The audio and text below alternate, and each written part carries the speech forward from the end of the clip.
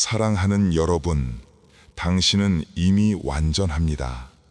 기품이란 무언가를 더해서 얻어지는 화려한 장식이 아닙니다. 그것은 당신이 본래 지니고 있던 고요함이 불필요한 두려움과 욕망이 거쳤을 때 비로소 겉으로 은은하게 배어나오는 영혼의 본래 모습일 뿐입니다. 많은 이들이 기품을 갖기 위해 명품으로 몸을 휘감거나 억지로 점잖은 말투를 흉내내고 거만한 자세를 취하려 애씁니다. 하지만 저는 오늘 당신에게 가장 먼저 이 진실을 전하고 싶습니다. 기품은 채움이 아니라 비움에서 시작된다는 사실을 말입니다. 텅 빈 충만함, 그것이 바로 기품의 정체입니다. 우리가 누군가를 보며 저 사람은 참 기품이 있다라고 느낄 때를 떠올려 보십시오. 그들은 결코 소란스럽지 않습니다. 상황에 일희일비하며 요동치지 않습니다. 마치 깊은 산속의 고목처럼 혹은 바닥이 보이지 않는 깊은 연못처럼 그저 그 자리에 존재할 뿐인데도 주변의 공기를 압도합니다. 이것은 그들이 외부의 자극에 즉각적으로 반응하지 않는 힘, 즉 마음의 중심이 단단하게 잡혀 있기 때문입니다. 반대로 우리가 스스로 초라하게 느껴지거나 가벼워 보일 때는 언제입니까? 타인의 시선을 의식하여 허둥지둥할 때, 내면의 결핍을 감추기 위해 말이 많아질 때, 그리고 사소한 비난에도 마음이 지옥처럼 들끓어 즉각적으로 분노를 표출할 때입니다. 심리학적으로 볼 때 기품이 없다는 것은 자아의 경계가 허약하여 외부 세계의 자극이 여과 없이 내면을 휘젓고 다니는 상태를 의미합니다. 사랑하는 당신, 지금 이 글을 읽으며 혹시 나는 너무 가벼운 사람인가 라며 스스로를 자책하고 계시지는 않나요? 부디 그러지 마십시오. 당신이 그동안 타인의 눈치를 보고 상황에 민감하게 반응했던 것은 당신이 부족해서가 아닙니다. 오히려 너무나 잘 해내고 싶었기 때문이고 사랑받고 싶었기 때문이며 상처받지 않기 위해 필사적으로 방어해온 여린 마음의 작용이었습니다. 저는 당신의 그 애쓰는 마음을 깊이 안아주고 싶습니다. 우리는 모두 상처받은 아이를 가슴에 품고 살아갑니다. 그 아이가 불안해할 때 우리는 목소리가 커지고 동작이 산만해지며 과장된 몸짓으로 자신을 포장하려 합니다. 이것은 생존을 위한 몸부림이었지 당신의 본성이 천박해서가 아닙니다. 불교의 유식학에서는 일체 유심조라 하여 모든 것은 마음이 지어내는 것이라고 가르칩니다. 당신이 느끼는 불안, 타인의 평가에 대한 강박, 그리고 그로 인해 빚어지는 부산한 행동들은 모두 실체가 없는 마음의 그림자일 뿐입니다. 기품 있는 사람이 되기 위한 첫걸음은 이 마음의 작용을 있는 그대로 바라보는 것에서 시작합니다. 흙탕물이 잔뜩 일어난 물잔을 생각해 보십시오. 그 물을 맑게 하려고 손을 넣어 휘젓는다면 물은 더욱 흐렸을 뿐입니다. 그저 가만히 두고 흙이 바닥으로 가라앉을 때까지 기다려주는 인내심, 그것이 바로 기품의 시작입니다. 당신의 마음속에서 일어나는 수만 가지 감정과 생각들을 억누르거나 없애려 하지 마십시오. 그저 내 마음이 지금 흔들리고 있구나 하고 따뜻한 시선으로 바라봐주는 것만으로도 충분합니다. 진정한 기품은 반응하지 않는 공간에서 탄생합니다. 누군가 당신을 비난했을 때 0.1초 만에 화를 내며 맞받아치는 것이 아니라 그 자극과 당신의 반응 사이에 3초간의 고요한 틈을 만드는 것입니다. 그 짧은 침묵의 순간 당신은 본능에 휘둘리는 짐승이 아니라 자신의 마음을 경영하는 주인이 됩니다. 그 틈에서 배어나오는 여유가 바로 타인이 느끼는 범접할 수 없는 아우라가 되는 것입니다. 이것은 고도의 훈련이 필요한 일이지만 동시에 누구나 할 수 있는 일입니다. 왜냐하면 그 고요한 불성은 이미 당신 안에 내재되어 있기 때문입니다. 단지 그동안 세상의 소음에 묻혀 잊고 있었을 뿐입니다. 오늘부터 우리는 잃어버린 그 고요함을 되찾는 여정을 시작할 것입니다. 겉모습을 치장하는 기술이 아니라 마음의 흙탕물을 가라앉히고 본래의 맑은 수면을 회복하는 치유의 과정이 될 것입니다. 부디 조급해하지 마십시오. 꽃이 피는 데는 시간이 필요하듯 당신의 내면에 잠들어 있는 기품의 씨앗이 싹을 틔우는 데에도 따뜻한 햇볕과 기다림이 필요합니다. 저는 그저 곁에서 당신의 마음밭을 함께 일구는 정원사가 되어드리겠습니다. 당신은 그저 편안하게 숨을 고르고 제 이야기를 따라오시면 됩니다. 이제 밖으로 향하던 시선을 거두어 당신의 내면, 그 깊고 고요한 우주로 들어와 보십시오. 그곳에 당신이 그토록 찾아 헤매던 답이 이미 빛나고 있습니다. 기품을 무너뜨리는 가장 치명적인 적은 무엇일까요? 그것은 거친 옷차림도 투박한 사투리도 아닙니다. 바로 과잉입니다. 말이 너무 많고 제스처가 너무 크며 감정의 표현이 지나치게 격렬한 상태. 이 모든 과잉은 보는 사람으로 하여금 설명할 수 없는 피로감을 느끼게 합니다. 우리는 흔히 자신의 존재감을 드러내기 위해 목소리를 높이지만 역설적이게도 목소리가 커질수록 당신의 존재감은 깃털처럼 가벼워집니다. 빈 수레가 요란하다는 옛말은 단순한 속담이 아니라 인간 내면의 적나라한 심리를 꿰는 통찰입니다. 꽉 찬 곡식은 고개를 숙이고 침묵하지만 속이 빈 껍데기는 바람만 스쳐도 달그락거리며 소음을 만들어냅니다. 당신이 기품 있는 사람이 되기를 원한다면 가장 먼저 자신의 내면에서 끊임없이 솟구치는 이 과잉의 욕구를 직시해야 합니다. 도대체 우리는 왜 그토록 과시하고 싶어 하는 것일까요? 왜 잠시도 침묵을 견디지 못하고 의미 없는 농담이나 자기 자랑으로 공백을 메워야만 안심하는 것일까요? 불교 경전에서는 이를 아귀의 마음에 비유하곤 합니다. 목구멍은 바늘구멍처럼 좁은데 배는 산처럼 부풀어 올라 아무리 먹어도 채워지지 않는 허기진 귀신들의 형상 말입니다. 현대 사회를 살아가는 우리는 모두 가슴 속에 이 아귀 한 마리를 키우고 있는지도 모릅니다. 타인의 인정이라는 먹이를 끊임없이 갈구하는 아귀 말입니다. 나를 좀 봐주세요. 내가 이렇게 대단한 사람입니다. 내가 억울합니다. 라고 외치는 마음의 아우성은 사실 당신이 그만큼 스스로를 초라하게 느끼고 있다는 반증일 뿐입니다. 진정한 부자는 돈 자랑을 하지 않고 진정한 고수는 무용담을 늘어놓지 않듯 내면의 자존감이 꽉 찬 사람은 굳이 타인의 인정을 구걸하는 행동을 하지 않습니다.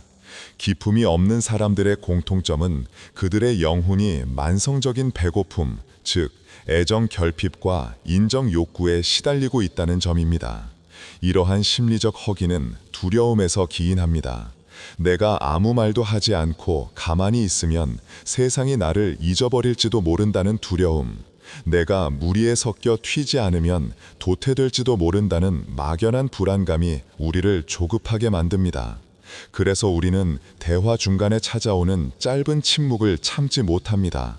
그 고요함이 마치 나의 무능함을 드러내는 것 같아 황급히 아무 말이나 뱉어내고 집에 돌아와서는 그때 왜 그런 쓸데없는 말을 했을까라며 이불을 걷어차고 후회합니다.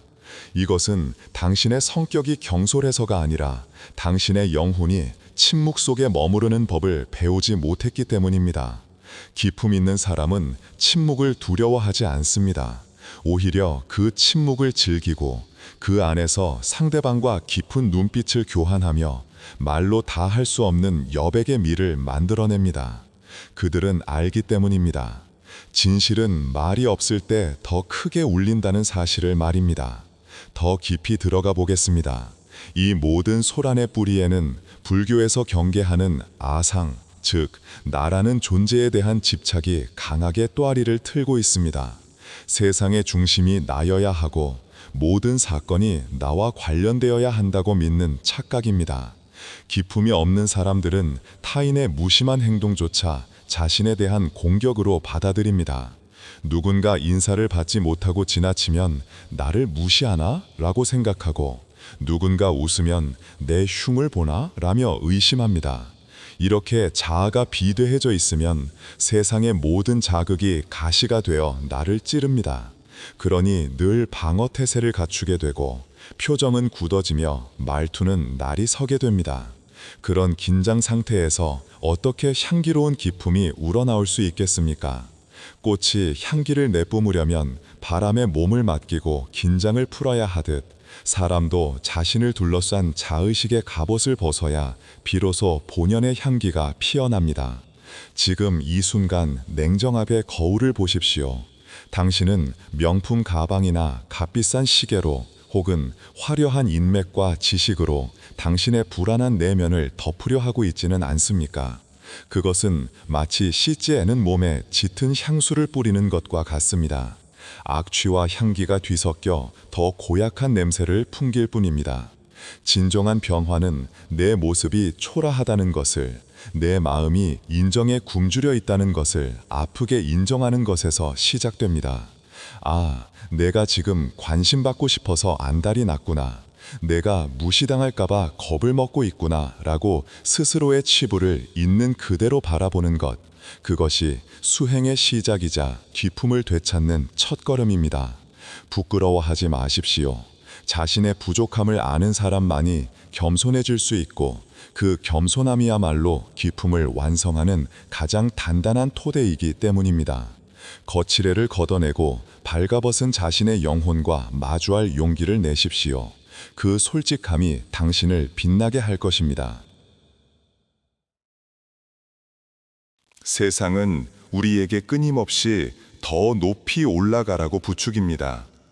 남들보다 높은 자리에 앉고 더 높은 연봉을 받으며 고개를 빳빳이 들고 내려다보는 것이 성공한 삶의 표상인 양 가르칩니다. 그러나 역설적이게도 우리가 그토록 갈망하는 기품의 원천은 높은 곳이 아니라 가장 낮은 곳에 숨겨져 있습니다. 잠시 눈을 감고 자연의 이치를 떠올려 보십시오. 이 세상에서 가장 거대하고 힘 있는 존재는 무엇입니까? 바로 바다입니다. 바다가 모든 강물의 왕이 될 수 있는 이유는 단 하나, 모든 강물보다 낮은 곳에 머물기 때문입니다. 만약 바다가 산 꼭대기에 있으려 했다면 그 엄청난 물을 품을 수 있었을까요? 바다는 스스로를 가장 낮은 곳으로 낮추었기에 세상의 모든 물을 받아들여 깊고 푸른 대양이 되었습니다. 이것이 바로 노자가 말한 상선약수, 그리고 불교에서 말하는 하심의 미학입니다. 우리가 흔히 권위적이다라고 느끼는 사람과 기품 있다라고 느끼는 사람의 결정적인 차이가 바로 여기에 있습니다. 권위적인 사람은 자신을 높이기 위해 타인을 깔아뭉개고 자신의 옳음을 증명하기 위해 목소리를 높입니다. 그들의 몸은 긴장으로 굳어 있고 시선은 늘 평가하듯 날카롭습니다. 그것은 마치 꼿꼿하게 서서 강풍을 정면으로 맞서는 마른 나뭇가지와 같습니다. 겉으로는 강해 보이지만 작은 충격에도 쉽게 부러지곤 합니다. 반면 기품 있는 사람은 물과 같습니다. 그들은 장애물을 만나면 다투지 않고 부드럽게 휘감아 돌아갑니다. 네모난 그릇에 담기면 네모가 되고 둥근 그릇에 담기면 둥글게 변하지만 물이라는 본질은 결코 변하지 않습니다. 자신을 낮추어 상대방의 눈높이에 맞추는 유연함, 그것이 바로 그 누구도 흉내낼 수 없는 부드러운 카리스마의 정체입니다. 불교 수행의 핵심 중 하나인 하심은 단순히 비굴하게 자신을 깎아내리는 것이 아닙니다. 나의 마음 그릇을 바다처럼 넓혀서 세상의 온갖 잡동사니와 타인의 허물까지도 넉넉하게 품어 안겠다는 거대한 선언입니다. 좁은 종지 그릇에 소금 한 숟가락을 넣으면 그 물은 짜서 마실 수가 없습니다. 이것이 바로 옹졸한 사람의 마음입니다. 누군가의 사소한 비난, 속음에도 마음 전체가 분노로 짜게 식어버려 견딜 수 없어 하는 것입니다. 하지만 당신의 마음이 거대한 호수라면 어떨까요? 소금 한 가마니를 들이부어도 호수의 물맛은 변하지 않습니다. 기품 있는 사람이 타인의 무례함이란 세상의 시련에 쉽게 동요하지 않는 이유는 그들이 무감각해서가 아닙니다. 그들의 마음 그릇이 이미 호수처럼 바다처럼 넓어져서 웬만한 자극에는 본래의 평온함을 잃지 않기 때문입니다. 당신이 품격을 갖추고 싶다면 반응하는 속도를 줄이는 것을 넘어 마음의 용량을 키워야 합니다. 그렇다면 이 마음의 용량은 어떻게 키울 수 있을까요? 가장 쉬우면서도 강력한 방법은 경청이라는 수행입니다.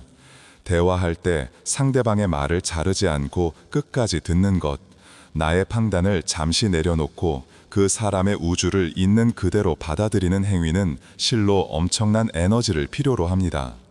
말하고 싶은 욕구, 가르치고 싶은 욕구, 나를 드러내고 싶은 욕구를 꾹 눌러 참고 몸을 앞으로 기울여 상대에게 온전히 집중할 때 당신은 물리적으로는 낮아지지만 영적으로는 무한히 확장됩니다. 사람들은 본능적으로 압니다.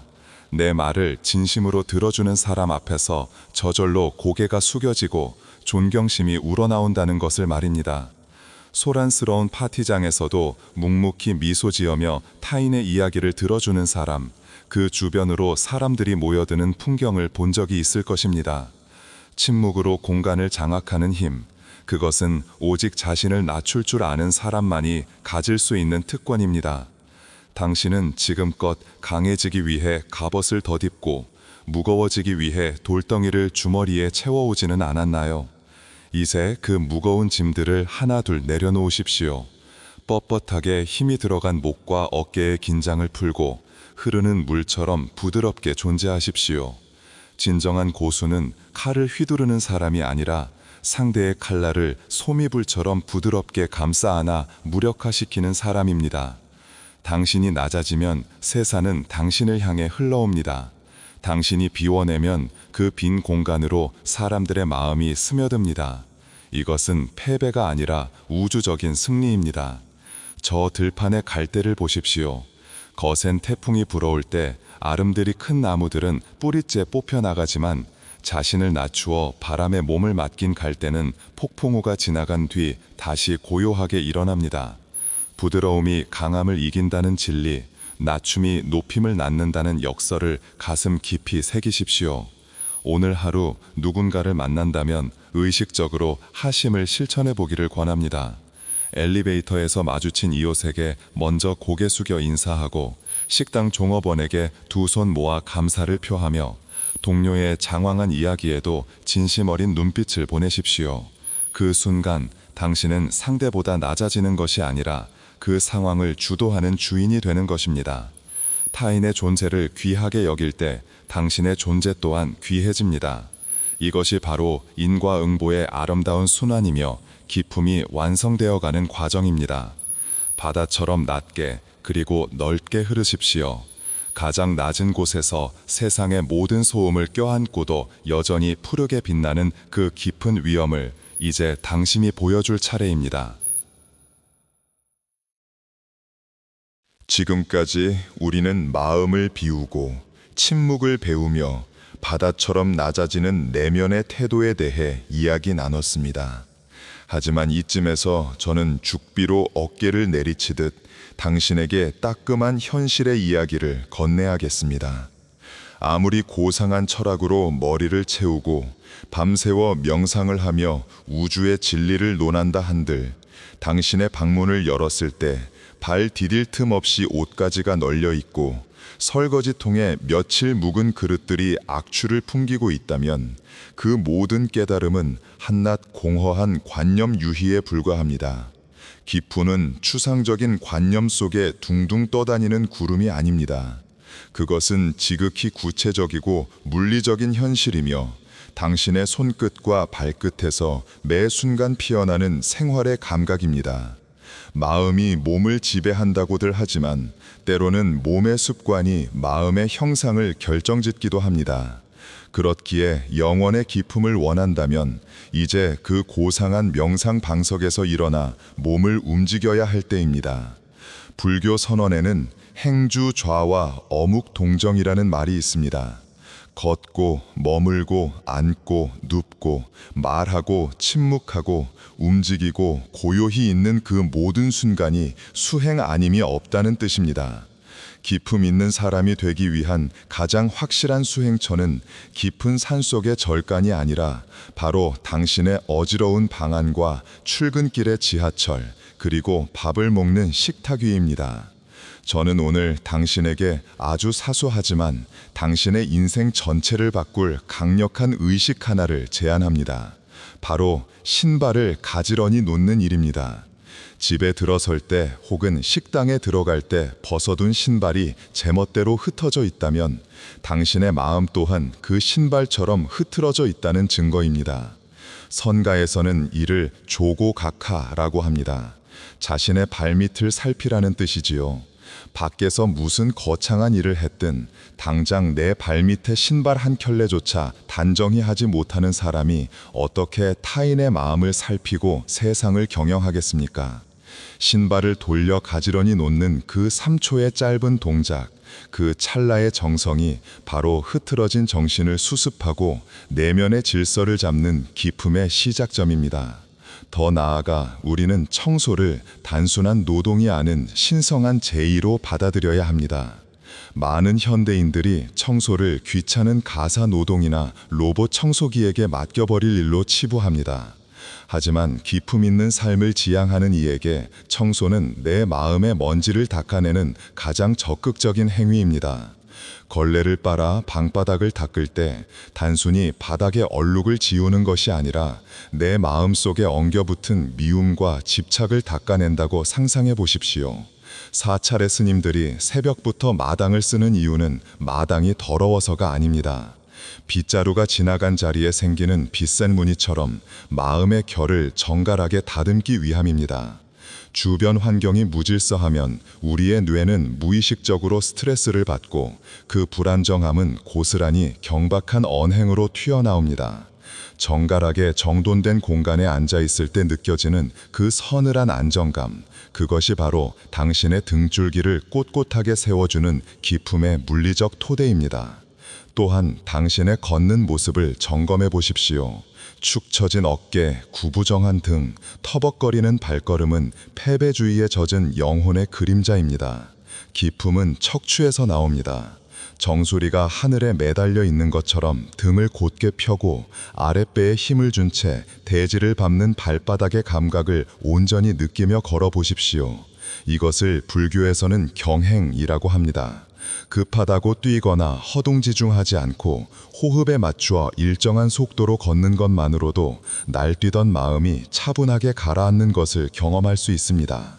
바쁜 출근길, 모두가 스마트폰을 보며 좀비처럼 걷거나 엘리베이터를 향해 돌진할 때 홀로 고요히 어깨를 펴고 자신의 호흡을 관찰하며 걷는 사람, 그 사람에게서는 범접할 수 없는 위엄이 뿜어져 나옵니다.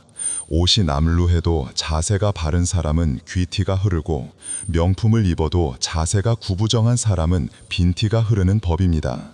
하지만 저의 이 제안을 듣고 막상 실천하려 하면 당신은 곧바로 거대한 벽에 부딪히게 될 것입니다.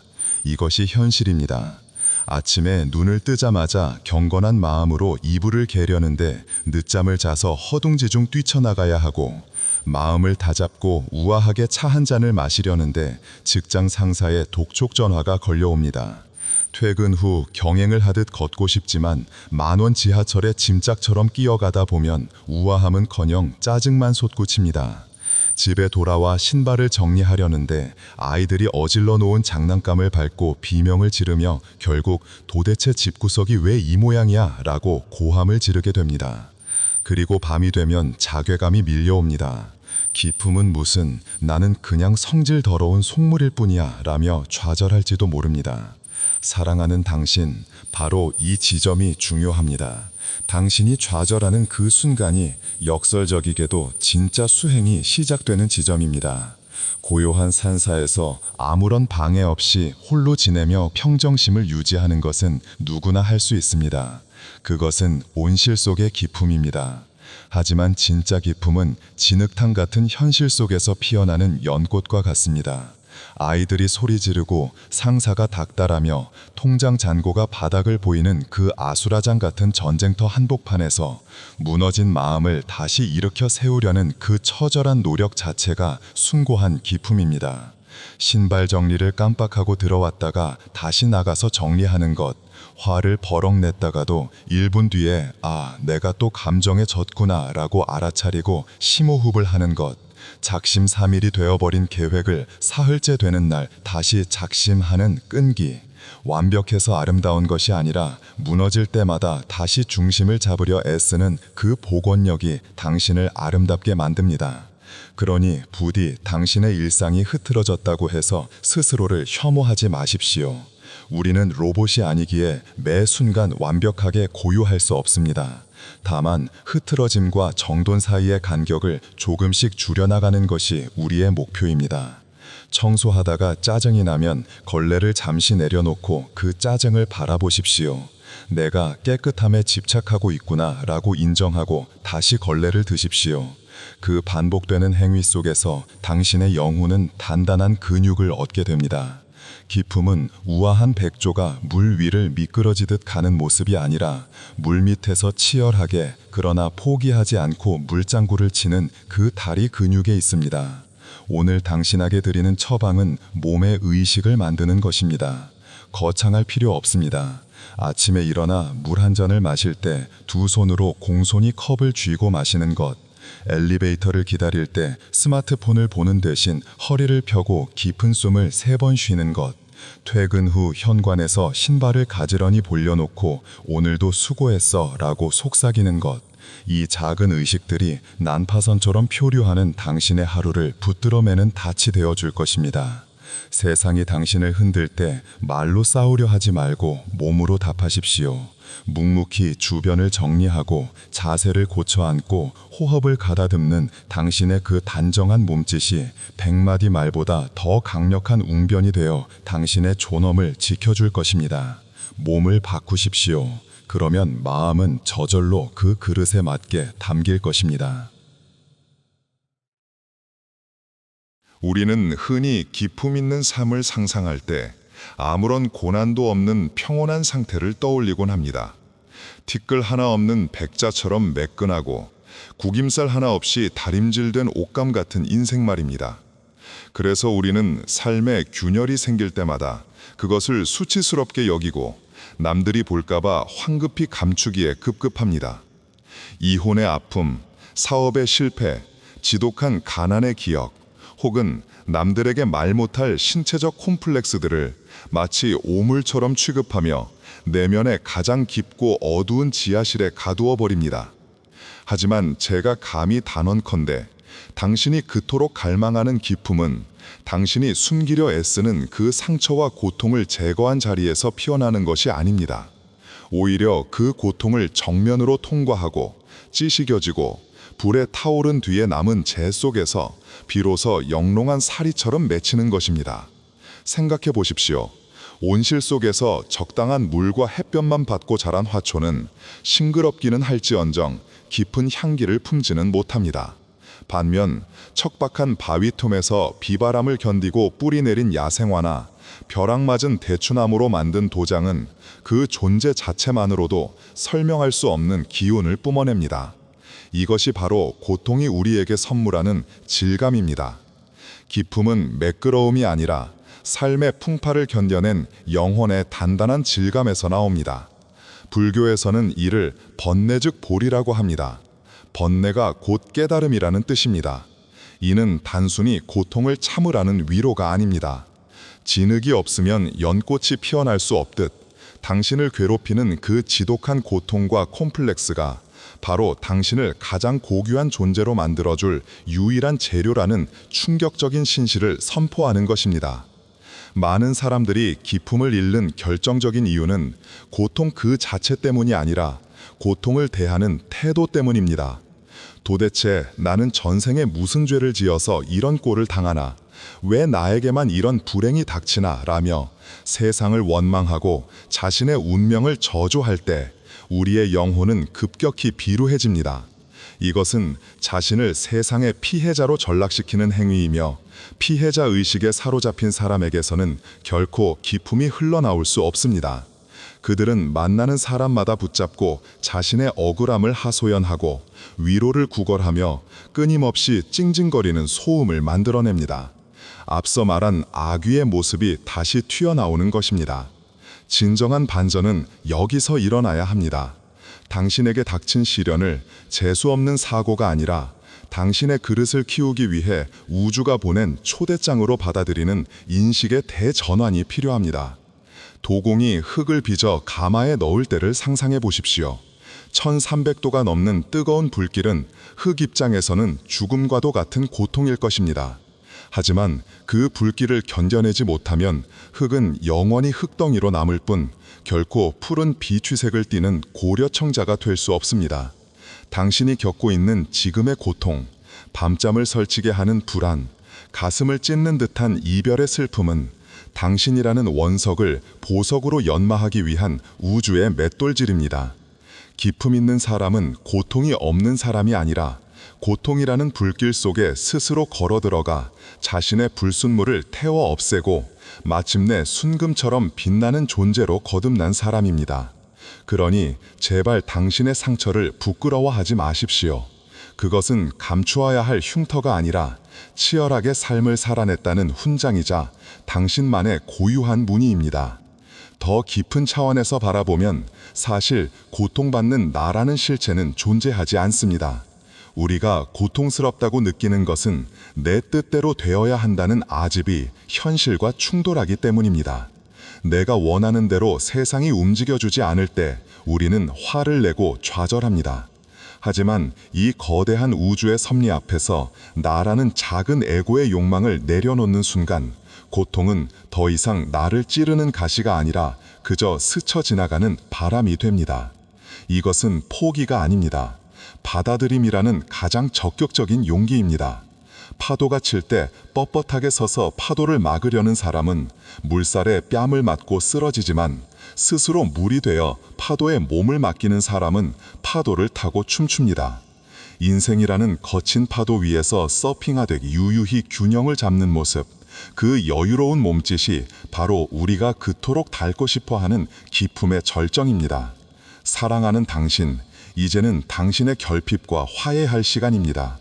깨진 도자기를 버리지 않고 그 깨진 틈을 황금으로 메워 더 아름다운 예술품으로 승화시키는 킨츠의 기법처럼 당신의 무너진 꿈과 실패한 관계들을 당신의 삶을 구성하는 아름다운 역사로 받아들이십시오. 그래, 나는 한때 실패했었다. 나는 지독하게 가난했었다.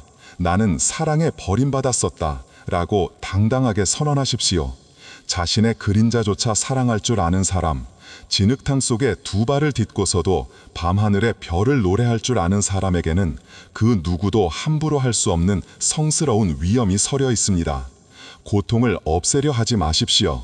대신 고통을 땔감으로 삼아 내면의 지혜를 밝히는 등불을 켜십시오. 향나무는 도끼에 찍힐 때 가장 진한 향기를 내뿜습니다. 당신을 찍어내리는 세상의 도끼날을 원망하는 대신 그 순간 뿜어져 나오는 당신 영혼의 그윽한 향기에 집중하십시오. 그 향기가 바로 기품입니다. 가장 어두운 밤에 가장 밝은 별이 보이듯 당신의 삶이 가장 곤궁하고 비루하다고 느껴지는 바로 그 순간이 역설적이게도 당신이 부처의 얼굴을 할 수 있는 가장 완벽한 타이밍입니다. 이제 눈물을 닦고 당신에게 주어진 그 고통의 잔을 피하지 말고 단숨에 들이키십시오. 그 쓴맛 뒤에 찾아오는 맑고 서늘한 뒷맛, 그것이 바로 깨달음의 맛이며 기품의 본질입니다. 이제 우리는 기나긴 여정의 끝자락, 아니 어쩌면 진짜 시작점에 서 있습니다. 지금까지 우리는 마음을 비우고 침묵을 배우며 자신을 낮추고 일상을 정돈하며 상처를 끌어안는 내면의 연금술에 대해 이야기 나눴습니다. 당신의 가슴 속에는 어느덧 맑고 서늘한 바람이 불고 흐트러졌던 영혼의 결이 조금은 가지런해졌음을 느끼실 겁니다. 하지만 저는 이 마지막 순간, 당신이 공들여 쌓아 올린 그 고상한 깨달음의 탑을 와르르 무너뜨리고자 합니다. 혹여라도 당신이 이 모든 과정을 통해 세속을 떠난 고고한 은둔자가 되기를 꿈꿨다면, 혹은 남들과는 다른 차원에 사는 특별한 존재가 되었다고 믿는다면, 그것은 또 다른 형태의 오만이자 감옥일 뿐이기 때문입니다. 진정한 기쁨은 구름 위의 신선 노름이 아니라 흙먼지 날리는 장터 한복판에서 땀 흘리며 살아가는 사람들과 어깨를 부비는 순간에 완성됩니다. 불교의 선화 중 수행의 단계를 소를 찾는 과정에 비유한 시무도라는 것이 있습니다. 소를 찾고 길들이고 마침내 소와 나조차 잊어버리는 깨달음의 경지를 지나면 마지막 10번째 단계는 입전수수로 귀결됩니다. 이것은 저잣거리로 들어가 손을 들이운다는 뜻입니다. 깊은 산속에서 얻은 깨달음을 혼자만의 보물로 간직하는 것이 아니라 술집과 생선 가게, 시끄러운 시장통으로 걸어 들어가 중생들과 함께 울고 웃으며 그 속에서 부처의 마음을 쓰는 것. 이것이야말로 수행의 완성이자 우리가 추구해야 할 기품의 최종 목적지입니다. 기품 있는 사람은 세상이 더럽다고 등 돌리는 사람이 아니라 그 진흙탕 속으로 뚜벅뚜벅 걸어 들어가 자신을 태워 세상을 밝히는 연탄재 같은 존재입니다. 그러니 당신의 일터, 그 지긋지긋한 전쟁터로 돌아가십시오. 상사의 부당한 지시가 날아들고 동료들의 질투가 난무하며 고객의 불만이 빗발치는 그 아수라장이 바로 당신의 수행처이자 대웅전입니다. 고요한 명상센터에서 평정심을 유지하는 것은 누구나 할 수 있습니다. 하지만 퇴근길 만원 지하철에서 낯선 이의 발에 밟혔을 때 짜증 대신 괜찮다는 눈짓을 보낼 수 있는 그 여유야말로 진짜 실력입니다. 모두가 뒷담화로 꽃을 피울 때 슬그머니 화제를 돌려 누군가를 칭찬하는 한마디를 던지는 용기, 누군가 실수해서 쩔쩔맬 때 조용히 다가와 수습해주는 따뜻한 손길, 이런 사소한 찰나들이 모여 당신이라는 사람의 격을 만듭니다. 도망치지 마십시오. 당신이 서 있는 그곳이 바로 꽃 피어야 할 자리입니다. 진정한 기쁨은 평상심에 깃듭니다. 옛 선사들은 무엇이 도입니까? 라는 질문에 배고프면 밥 먹고 고나면 잠자는 것이다 라고 답했습니다. 너무나 시시하게 들리십니까? 하지만 현대인들 중에 밥 먹을 때 온전히 밥만 먹고 잠잘 때 온전히 잠만 자는 사람이 과연 몇이나 될까요? 우리는 밥을 먹으면서도 스마트폰을 보거나 처리하지 못한 업무를 걱정하고 잠자리에 누워서도 과거의 후회와 미래의 불안으로 뒤척입니다. 몸은 여기 있는데 마음은 수만리 밖을 떠도는 유체 이탈의 삶을 사는 것입니다. 기품 있는 사람은 지금 이 순간에 온전히 머무는 사람입니다. 차 한 잔을 마실 때 차의 향기와 온기, 목넘김을 온몸으로 느끼며 감탄할 줄 아는 사람, 아이의 눈을 바라볼 때 세상에 오직 그 아이와 나 둘만 존재하는 것처럼 몰입해주는 사람, 그 꽉 찬 존재감이 상대방으로 하여금 이 사람은 정말 귀한 사람이구나 라는 느낌을 받게 합니다. 특별한 퍼포먼스가 아니라 매 순간 깨어있는 생생한 감각이 당신을 빛나게 합니다. 우리는 흔히 성스러움과 속됨을 구분하려 듭니다. 절이나 교회는 성스럽고 화장실이나 주방은 속되다고 생각합니다. 하지만 기품의 눈으로 보면 우주 만물 그 어느 것 하나 성스럽지 않은 것이 없습니다. 아침에 일어나 세수를 하는 물의 차가운 감촉, 출근길 보도블록 틈새에 피어난 이름 모를 풀꽃, 늦은 밤 귀가하여 들이키는 시원한 맥주 한 모금, 이 모든 일상이 기적임을 알아차리는 것이야말로 최상의 기품입니다. 삶을 숙제처럼 해치우며 허덕이는 것이 아니라 축제처럼 음미하며 살아가는 태도의 전환입니다. 당신이 설거지할 때 그릇과 물의 소리에 귀 기울인다면 그 순간 당신의 부엌은 오케스트라의 무대가 되고, 당신이 청소기를 돌릴 때 방바닥의 먼지가 사라지는 것을 보며 마음의 번뇌를 씻는다면 그 시간은 성스러운 예불 시간이 됩니다. 일상을 예술로 만드는 힘, 그것은 당신의 마음에 달려 있습니다.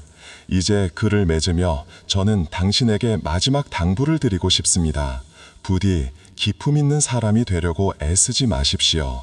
역설적이게도 나는 기품이 있어야 해 라는 그 생각 자체가 당신을 부자연스럽게 만들고 긴장하게 만듭니다. 봄이 오면 꽃이 피고 가을이 오면 낙엽이 지듯 그저 자연스럽게 흐르십시오. 때로는 화를 낼 수도 있고 때로는 찌질해질 수도 있는 자신의 못난 모습까지도 그래 이게 인간이지 하고 너털웃음으로 껴안아 주십시오. 그 넉넉한 자기 수용과 긍정 속에서 억지스럽지 않은 은은하고 편안한 당신만의 향기가 배어나올 것입니다. 진짜 멋쟁이는 멋을 부리지 않아도 멋이 나듯 진짜 기품은 지품을 의식하지 않을 때 완성됩니다. 당신은 이미 완전합니다. 당신 안에 이미 부처가 있고 예수가 있으며 우주가 숨쉬고 있습니다. 단지 그동안 바깥 세상의 소음에 가려 그 눈부신 빛을 보지 못했을 뿐입니다. 이제 당신의 내면으로 향하는 등불을 켰으니 그 빛을 들고 다시 세상 속으로 나아가십시오. 그리고 당신 곁에 있는 지치고 힘든 이들에게 그 따뜻한 곁을 내어주십시오. 당신의 온화한 미소 한 번이 누군가에게는 죽고 싶을 만큼 힘든 하루를 버티게 하는 구원이 될 수도 있습니다. 타인을 향한 자비심, 그것이야말로 인간이 보여줄 수 있는 최고의 위엄이자 기품의 절정입니다. 먼지 낀 세상 속으로 뚜벅뚜벅 걸어가는 당신의 뒷모습이 참으로 아름답습니다. 밥 잘 먹고 잠 잘 자고 많이 웃고 가끔은 울기도 하며 그렇게 사람 냄새 물씬 나는 당신의 오늘을 응원합니다. 그 평범한 하루하루가 쌓여 위대한 생의 경전이 될 것입니다. 부디 평안하십시오. 그리고 행복하십시오. 당신의 삶은 그 자체로 이미 충분히 고귀합니다.